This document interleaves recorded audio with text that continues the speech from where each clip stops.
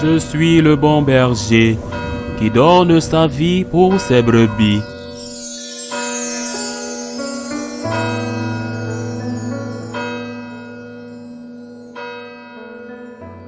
En ce temps-là, des gens présentaient à Jésus des enfants pour qu'il pose la main sur eux. Mais les disciples les écartèrent vivement. Voyant cela, Jésus se fâcha et leur dit, « Laissez les enfants venir à moi, ne les empêchez pas, car le royaume de Dieu est à ceux qui leur ressemblent. Amen, je vous le dis.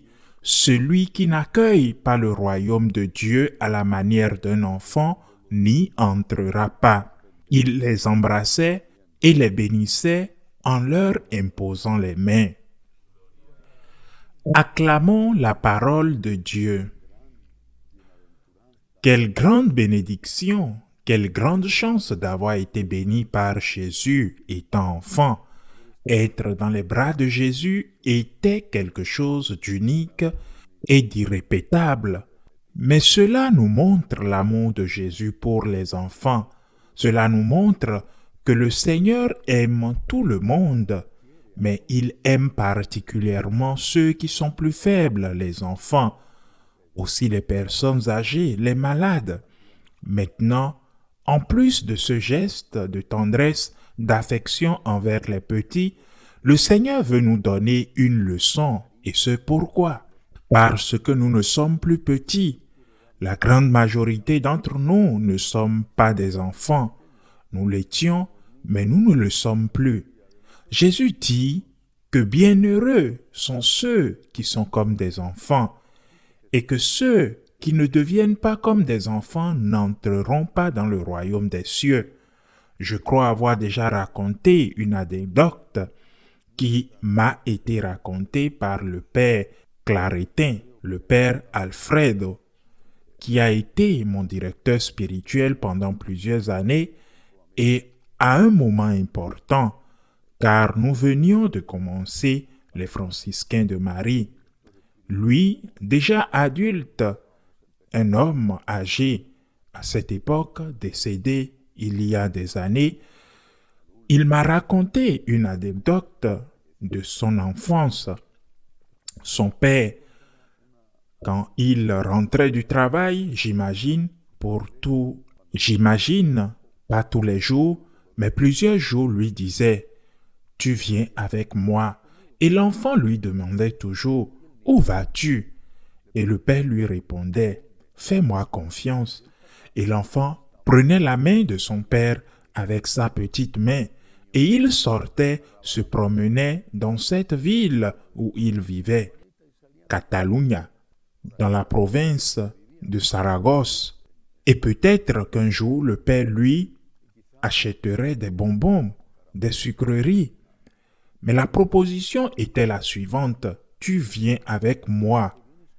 Et la question, « Où vas-tu » Et le père qui répond, « Fais-moi confiance ». C'est ce que le Seigneur nous dit. Et c'est ce que signifie être un enfant, faire confiance au Seigneur.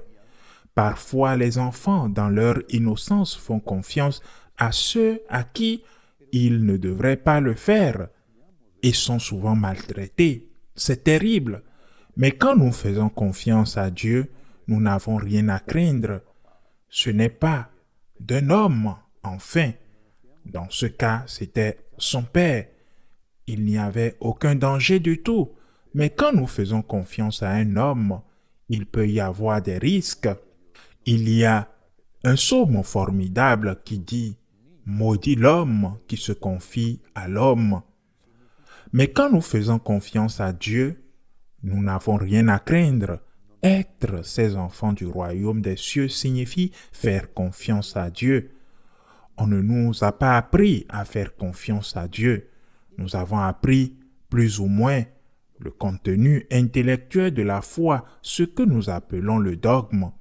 Mais personne ne nous a enseigné, ou du moins presque personne, à part quelques saints extraordinaires, ne nous a enseigné le contenu spirituel de la foi, la confiance. Cela peut être difficile, mais pas impossible. Mais difficile pour la raison d'accepter certains dogmes de la foi.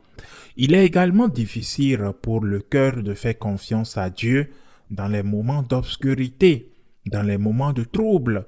Que rien ne vous trouble, disait la grande sainte Thérèse.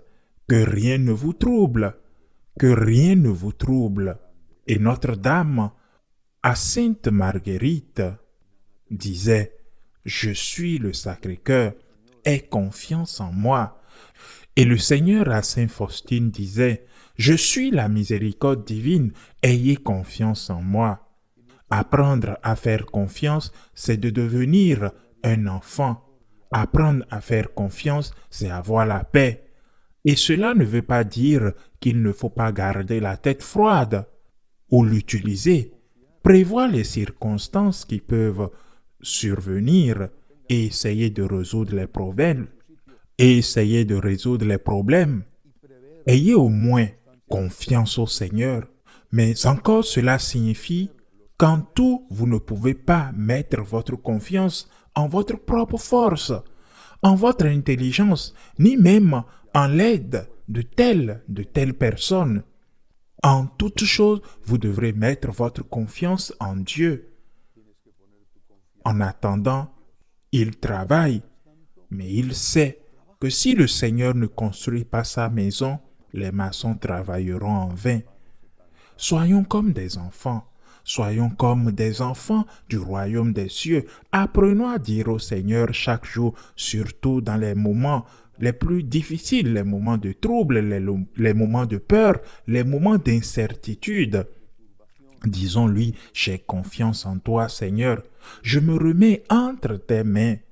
Ce problème, je fais tout mon possible pour le résoudre. Mais ce problème, Seigneur, tu le résous pour moi. Et le Seigneur nous prendra dans ses bras spirituellement parlant. Il nous prendra dans ses bras comme ses enfants et nous dira, mon âme, retrouve ton calme. Le Seigneur a été bon pour toi. Et quand nous avons pu nous abandonner à Dieu, quand nous avons pu oublier nos incertitudes parce qu'il est avec nous, nous ne sommes plus accablés. Nous sommes comme des enfants qui jouent sans aucune crainte. Et ce qui semblait une grande tragédie dans notre vie, et tout devient très facile pour nous parce que nous avons le Christ avec nous. Quand nous faisons confiance en Dieu, nous avons la foi. Quand nous faisons confiance en Dieu, tous les problèmes se résoudent. Et nous nous rendons compte qu'il est le seul chemin vers notre joie, qu'il est le seul chemin vers la joie éternelle. Ainsi soit-il.